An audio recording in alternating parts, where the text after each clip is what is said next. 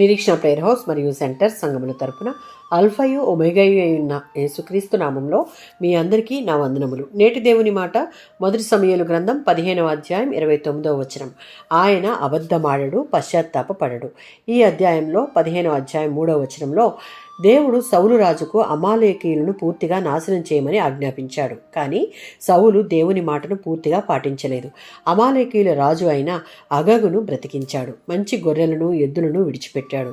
దేవుడు దీనివల్ల బాధపడి సమూయేలు ద్వారా సౌలును గద్దించాడు. 15వ అధ్యాయం 30వ వచనంలో సౌలు తన తప్పును ఒప్పుకున్నట్లు కనిపించినా నిజమైన పశ్చాత్తాపం కంటే తన గౌరవాన్ని కాపాడుకోవడానికే ఎక్కువ శ్రద్ధను చూపించాడు.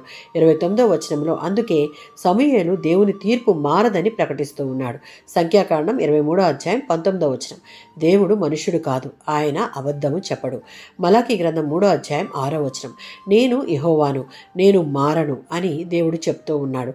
హెబ్రీయులకు రాసిన పత్రిక 13వ అధ్యాయం 8వ వచనం.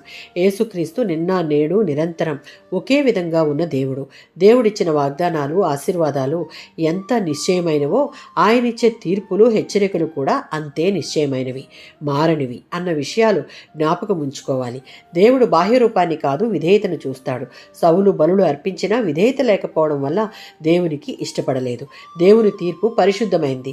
దేవుడు భావోద్వేగాలతో కాదు, నీతితో తీర్పు తీర్చుతాడు. పాపం చేసినప్పుడు సాకులు చెప్పకుండా నిజమైన పశ్చాత్తాపంతో దేవుని దగ్గరకు రావాలి. దేవుని వాగ్దానాలను నమ్మి స్థిర విశ్వాసంతో జీవించాలి.